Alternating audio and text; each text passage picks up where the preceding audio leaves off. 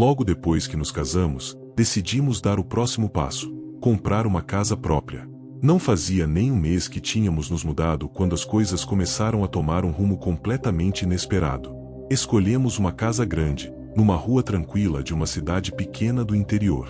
O terreno era espaçoso e nos encantou à primeira vista, principalmente porque nos fundos havia um pedaço de mata densa que parecia se estender por quilômetros. A ideia era perfeita: adotar um cachorro, construir uma família, ver nossos filhos correndo pelo quintal e brincando entre as árvores. Um verdadeiro sonho. Os primeiros dias foram cansativos, mas normais. Passamos o fim de semana inteiro organizando caixas, montando móveis e tentando dar vida ao lugar.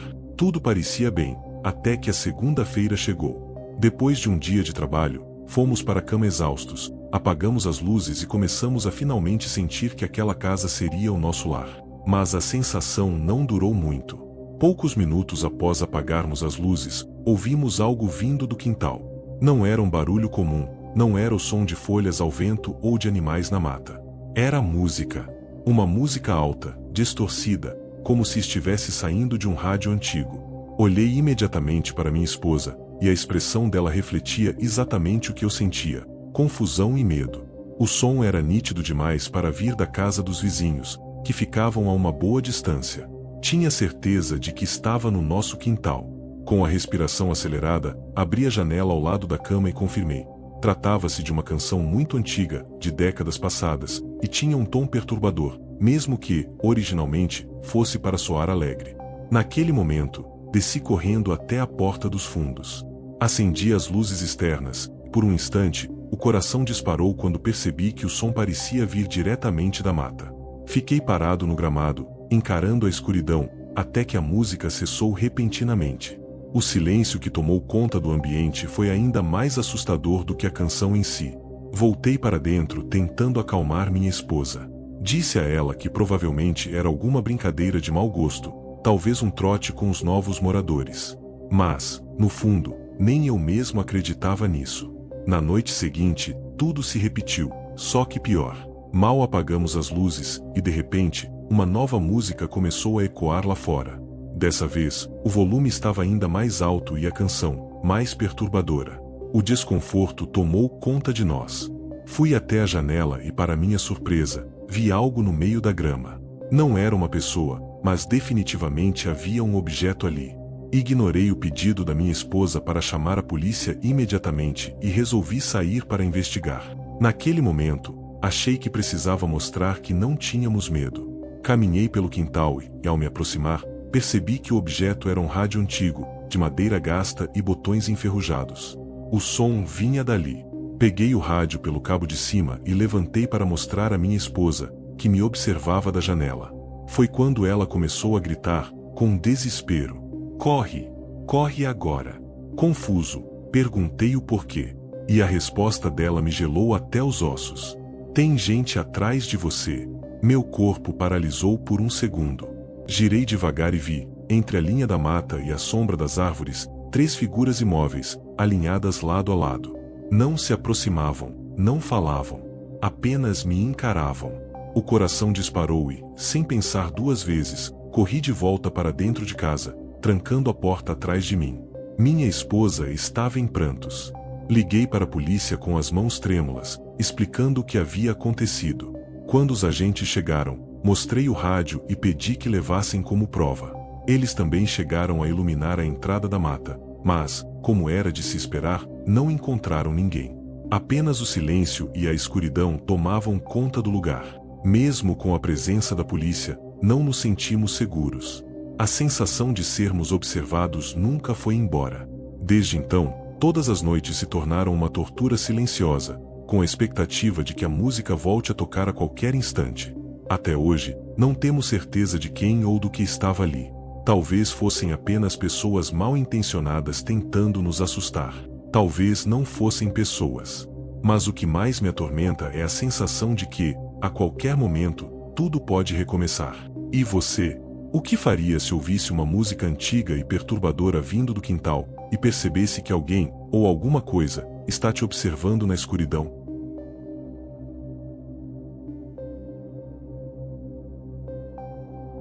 Alguns anos atrás, minha família decidiu se mudar para uma casa nova. Não era muito distante do antigo lar, mas ainda assim representava um recomeço. O imóvel ficava em uma rua calma, com casas geminadas, jardins bem cuidados e postes de luz antigos que, durante a noite, lançavam sombras longas e meio inquietantes sobre o asfalto.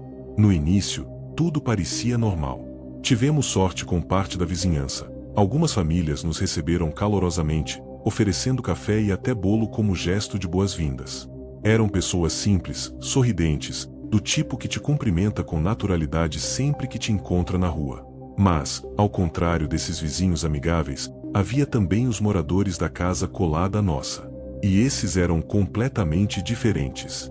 Eles não sorriam, não acenavam. Às vezes fingiam não nos ver, mas, quando se davam ao trabalho de nos encarar, era com aqueles olhares frios e prolongados que faziam o ar ao redor parecer mais pesado. Era como se estivéssemos sendo julgados apenas por existirmos ao lado deles. Minha mãe dizia para ignorar. Cada pessoa é de um jeito, repetia. Meu pai concordava, acrescentando que havia gente que simplesmente não se importava com convivência. Decidimos seguir o conselho deles e tocar a vida. Afinal, não faria sentido tentar forçar amizade com quem deixava claro que não queria aproximação. Durante as primeiras semanas, a rotina foi tranquila. Continuei indo à escola, passava tardes jogando bola no quintal e ajudava a organizar os móveis no jardim.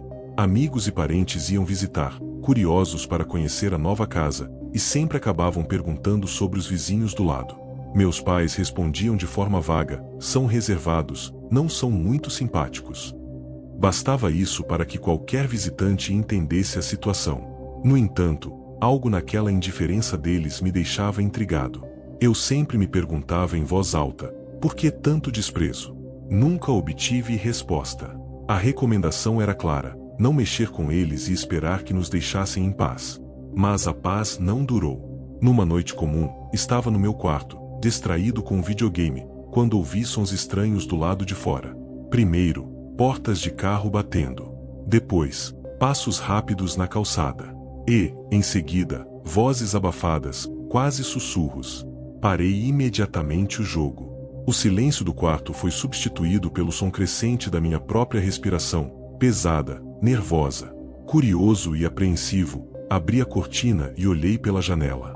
No quintal da casa vizinha, enxerguei sombras em movimento. Figuras encapuzadas, rápidas, que se deslocavam como se tivessem um objetivo claro. Não consegui distinguir rostos, apenas vultos escuros que pareciam dançar sob a luz fraca dos postes. Alguns segundos depois, entraram em um carro e arrancaram em disparada. Meu coração batia forte. Pensei em contar aos meus pais, mas preferi me convencer de que talvez fossem apenas visitantes noturnos. Tentei não dar importância e voltei ao jogo, mas cometi um erro: deixei a janela aberta. Algo que, olhando para trás, parece ter sido quase um chamado para o destino. Menos de 2 minutos depois, senti um cheiro estranho. Primeiro fraco, depois forte. Era a fumaça. Abri os olhos e percebi que não era imaginação. Um cheiro de queimado enchia o ar. Ouvi gritos na rua e corri de volta para a janela. Foi então que vi chamas. Muitas chamas. O fogo consumia a porta da casa dos vizinhos e se espalhava rapidamente pelo exterior. As labaredas laranja e amarelas refletiam no chão molhado da calçada, iluminando a noite como se fosse dia. A fumaça subia pesada, tornando o ar sufocante até mesmo do lado de dentro. Com as mãos trêmulas, peguei o telefone e disquei para pedir socorro. Meu pai, ao ouvir minha voz nervosa, correu para o quarto. Bastou um olhar para o incêndio para que ele gritasse: saiam de casa agora. Não houve tempo para pensar. Minha mãe, minha irmã e eu corremos escada abaixo, pegando apenas o essencial. Saímos às pressas, alguns de meias, outros descalços, parando apenas quando chegamos à rua. O que vimos foi perturbador. O fogo avançava e iluminava toda a vizinhança. Moradores já estavam reunidos, olhando em silêncio, chocados. O calor era intenso, e até mesmo do outro lado da calçada dava para sentir a força das chamas. A notícia se espalhou rápido: os vizinhos não estavam em casa. O carro deles não estava na garagem, o que explicava o vazio da residência. Isso trouxe alívio, mas também levantou uma questão: Se não era acidente, alguém havia feito aquilo de propósito. Poucos minutos depois, os bombeiros chegaram. Homens equipados saltaram dos veículos, carregando mangueiras grossas. A cena parecia um filme, jatos de água sendo disparados contra chamas, fumaça cobrindo o céu e vizinhos prendendo a respiração a cada novo estalo da madeira queimando. Quando finalmente o fogo foi contido, todos aplaudiram. Mas o alívio foi breve. A casa estava destruída. Cinzas se espalhavam pelo chão e a fumaça impregnava o ar de uma forma que parecia impossível de se dissipar. Os bombeiros inspecionaram nossa casa também, garantindo que o fogo não havia se espalhado para o nosso lado. Tecnicamente estávamos seguros, mas o cheiro de queimado, colado às paredes, deixava claro que o perigo havia estado a poucos metros de nós. Naquela noite, o sono foi impossível. Fiquei acordado por horas, encarando o teto, com o odor da fumaça ainda preso nas narinas e o som das sirenes ecoando na mente. No dia seguinte, a polícia bateu em nossa porta. Queriam depoimentos, detalhes do que tínhamos visto e ouvido. Enquanto isso, a notícia corria pela vizinhança. O incêndio havia sido criminoso. Um ataque planejado. Não foi acidente. Foi intencional. Foi também quando ouvi pela primeira vez a palavra incêndio criminoso. Um termo pesado, que parecia se encaixar perfeitamente à cena que eu não conseguia tirar da cabeça. Logo descobrimos que não se tratava de um caso isolado. Poucos dias antes, uma outra casa, em um bairro distante, havia sido atacada da mesma forma. As semelhanças eram tantas que a polícia começou a considerar a possibilidade de conexão entre os dois crimes. E então, surgiram teorias. Alguns diziam que era vingança. Outros acreditavam em brigas antigas. O fato de os vizinhos não estarem em casa levantava suspeitas ainda maiores. Será que sabiam o que iria acontecer? Será que já esperavam pelo ataque? Isso talvez explicasse o motivo de serem tão distantes, tão fechados. Talvez não quisessem se aproximar de nós porque sabiam do risco que carregavam consigo. Depois do incêndio, o bairro ficou em silêncio. Ninguém mais comentava abertamente, mas todos observavam. Cada carro que passava, cada barulho repentino, parecia suspeito. Eu mesmo, que tinha visto os vultos antes do fogo começar, ficava em alerta a qualquer som de passos ou portas de carro batendo. Algumas semanas depois, um caminhão de mudança apareceu. Os vizinhos recolheram seus pertences e foram embora, sem se despedir. A casa ficou vazia, marcada pelas chamas, com um letreiro de vende-se no jardim e o mato crescendo sem controle. A vida no bairro, aos poucos, voltou ao normal. Crianças voltaram a brincar na rua, os vizinhos retomaram suas rotinas. Mas, para mim, nada foi igual. Aquele incêndio, o medo estampado no rosto da minha família, a correria para escapar, tudo aquilo ficou gravado. A cada vez que passo em frente a uma casa abandonada, lembro da sensação de que o fogo poderia ter nos consumido também. Bastariam alguns minutos a mais, uma rajada de vento na direção errada, e talvez eu não estivesse aqui contando essa história.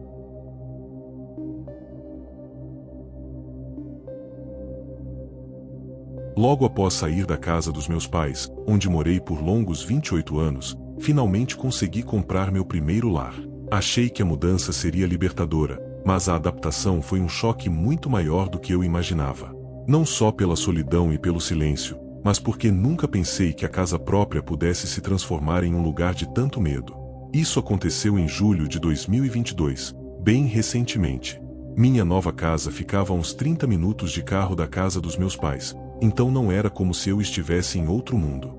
Ainda assim, a sensação de estar sozinho em um espaço inteiro só meu me causava estranheza. Na casa dos meus pais, eu sempre era acordado no meio da noite pelo som de passos nas escadas. Meu pai sofria de insônia e estava constantemente levantando para beber água ou ir ao banheiro. Na época eu reclamava, mas no fundo me acostumei com esses ruídos. E, de certa forma, eles eram um lembrete de que eu não estava sozinho. Agora, com meu próprio espaço, pensei que finalmente teria silêncio e paz para dormir. Só que isso não aconteceu. Não sei se herdei a insônia do meu pai, mas também me tornei um dorminhoco leve. Qualquer barulho me desperta. A casa em si era simples, um pequeno porão inacabado, com lavanderia e sala da caldeira, o térreo com sala, cozinha, banheiro e sala de jantar, e o andar de cima com 3 quartos e outro banheiro. Transformei um dos quartos em escritório, outro em academia improvisada, e fiquei com o maior como meu quarto principal. Nos primeiros dias, meu pai ainda foi até lá para ajudar a descarregar móveis e organizar algumas coisas. Depois disso, fiquei sozinho para terminar os detalhes, arrumar a decoração e me acostumar ao espaço. Em mais ou menos uma semana, já estava tudo pronto. Numa noite de domingo, senti que teria dificuldades para dormir. Estava desperto demais, a mente inquieta. Então decidi tomar um comprimido de melatonina junto com um remédio para dormir. Geralmente, esse combo me derruba e eu apago até de manhã. E de fato, adormeci rápido, pesado, como uma pedra. Só que em algum momento da madrugada, acordei. Um som me arrancou do sono. Passos. Eles vinham do lado de fora do meu quarto, no corredor. Estava grogue, ainda meio preso ao sonho do qual tinha acabado de despertar. Por um instante, pensei que fosse meu pai. Sim, meu pai, com seus velhos hábitos noturnos. Meu cérebro, ainda confuso, simplesmente aceitou aquilo como natural. Era como se minha mente tivesse se enganado de casa e acreditado que eu ainda morava com meus pais. Demorei alguns segundos para perceber a incoerência. Meu pai não estava ali. Eu não morava mais com eles. A ficha caiu de repente e um arrepio percorreu todo o meu corpo. Sentei-me na cama, o coração disparado, e fiquei atento. Os passos cessaram. O silêncio que veio depois parecia ainda mais ameaçador. Será que eu sonhei? Pensei. Talvez tivesse sido apenas uma alucinação auditiva, como quando você ainda está meio preso no estado de sono. Mas a sensação era real demais. Ainda com a voz trêmula, chamei. Pai. O eco da minha própria voz no corredor foi a resposta mais aterrorizante. Não houve retorno. Ninguém respondeu. Criei coragem e abri a porta do quarto. Acendi as luzes do corredor e fui avançando, acendendo interruptores em cada cômodo. Quando cheguei até a escada e olhei para baixo, vi algo que me congelou por completo. Um homem. Alto. Usava uma máscara que escondia seu rosto. Estava parado no pé da escada, olhando diretamente para mim. Por alguns segundos, fiquei sem reação. Era como se meu cérebro se recusasse a aceitar o que via. Um intruso. Dentro da minha casa. O instinto falou mais alto e gritei, com a voz falhando. Sai da minha casa agora. Não vi nenhuma arma, mas não arriscaria descer para confrontá-lo. Para minha surpresa, o homem se virou calmamente e saiu pela porta da frente. Ainda atônito, desci correndo e travei a fechadura, o coração batendo tão forte que parecia que ia estourar. E então ouvi outro som. A porta dos fundos batendo. Havia um segundo invasor dentro da casa. Meu estômago revirou. A sensação de vulnerabilidade foi indescritível. Eu não estava apenas assustado, eu estava à beira do pânico. Peguei o celular com as mãos trêmulas e liguei para meu pai. Ele atendeu de imediato, como sempre, já que nunca dormia. Contei rápido o que tinha acontecido, mas a reação dele foi dura. Por que você está me ligando? Liga para a polícia, agora. Foi o que fiz.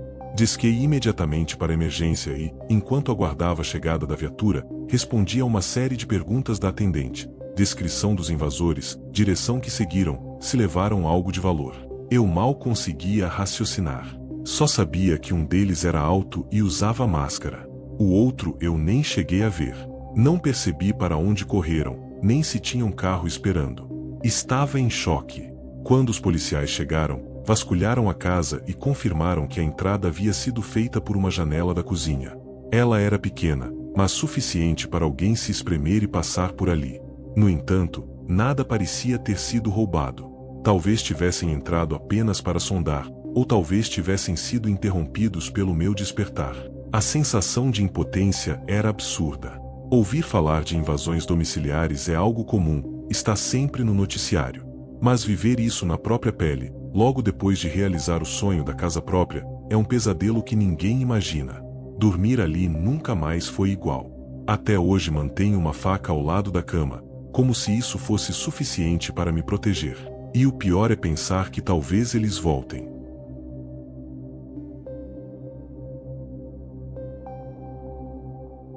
Comprei minha primeira casa há 2 anos, e até hoje ainda moro nela. Foi uma conquista que sonhei por muito tempo, mas jamais imaginei que essa decisão traria algo tão perturbador para minha vida. No começo, tudo parecia comum. Eu ainda estava naquela fase de caixas espalhadas, móveis pela metade e a sensação estranha de finalmente estar sozinho em um espaço que era só meu. Naquele período eu era solteiro, e morar sozinho parecia o passo natural. Eu queria independência, liberdade e a sensação de finalmente ter o meu próprio lar. Alguns amigos me ajudaram na mudança. Trouxeram disposição, riram, carregaram as caixas e, no fim, aceitaram apenas comida como pagamento. Ficamos algumas horas juntos, conversando, até que um deles foi ao banheiro e voltou comentando algo que me fez franzir a testa. Ele disse ter ouvido barulhos dentro das paredes, como se fossem encanamentos estalando ou algo se movendo. Fiz pouco caso, anotei mentalmente para verificar depois e seguimos a noite normalmente. Quando eles foram embora, o silêncio da casa parecia maior do que nunca. Como era sábado, fiquei até tarde no notebook, assistindo séries. Foi então que percebi um som vindo de cima de mim. Um som leve, como batidas abafadas. Estranhei de imediato, porque meu quarto ficava no andar de cima. Acima dele, só havia o sótão. Na mesma hora me lembrei do comentário do meu amigo sobre barulhos estranhos. Criei coragem e puxei a escada dobrável que dava acesso ao sótão. Antes de subir, respirei fundo. Havia uma sensação esquisita, como se eu já soubesse que não gostaria do que iria encontrar. A luz fraca do sótão mal iluminava o espaço. Era uma lâmpada antiga, amarelada, que mais criava sombras do que realmente clareava. Lá em cima estava vazio, afinal eu ainda não havia colocado nada por lá. Apenas 2 quadros grandes, empoeirados, encostados em uma parede. Caminhei devagar, ouvindo o rangido da madeira sob meus pés, tentando encontrar a origem do barulho. Nada. Tudo quieto. Convenci a mim mesmo de que talvez fosse apenas algum animal pequeno circulando por entre as paredes. Voltei para o quarto. Mas pouco tempo depois, os barulhos retornaram, agora mais claros, mais insistentes, exatamente acima de mim. Dessa vez, a possibilidade de ser apenas um animal não parecia tão convincente. Subi novamente ao sótão, mas com outro olhar. Fui direto até a parede que, pelo meu raciocínio, deveria ser a parte acima do meu quarto. Para minha surpresa, o sótão não se estendia até ali. Havia uma divisória, como se escondesse um espaço secreto. Aproximei-me devagar e colei o ouvido. Sim, havia barulhos do outro lado. Toques leves, quase como movimentos contidos. O coração começou a disparar. Olhei para os 2 quadros apoiados ali e percebi que estavam levemente inclinados, cobrindo parte da parede. A mão tremia quando ergui um deles. E foi nesse instante que percebi. Atrás do quadro havia um buraco, uma abertura larga o suficiente para uma pessoa passar. Antes que meu cérebro processasse, o quadro foi empurrado com força para frente, escapou das minhas mãos e despencou no chão com um estrondo seco. Daquele buraco emergiu a cena mais grotesca que já presenciei. Uma mulher, magra, pálida, os olhos fundos e a pele doente. Tremia, balbuciava sons incoerentes, e logo começou a rir de forma aguda, um riso que não parecia humano. O cheiro que veio de dentro da abertura era horrível, uma mistura de mofo, sujeira e algo mais que eu não queria identificar. Antes que eu reagisse, ela avançou. Agarrou meus ombros com unhas compridas e enfiou-as na minha pele como garras. Gritei de dor e desespero, a empurrando com todas as minhas forças. Ela caiu de volta para dentro daquele espaço secreto, rindo de forma ainda mais perturbadora. Corri como nunca, desci a escada do sótão quase tropeçando e bati a porta com violência. Tranquei-me no quarto, mãos tremendo ao discar para a polícia. Mal conseguia falar direito, apenas repetia que havia uma pessoa escondida na minha casa, alguém perigoso. A resposta foi rápida. Em menos de 5 minutos, várias viaturas chegaram. 5 policiais entraram. 4 deles subiram direto para o sótão enquanto eu aguardava no andar de baixo, o coração acelerado, ouvindo cada som. O que se seguiu parecia cena de filme. Gritos, luta, a mulher gritando como um animal encurralado. O barulho da arma de choque ecoou, seguido pelos gritos ainda mais estridentes dela. Até que, finalmente, os passos pesados anunciaram que a haviam dominado.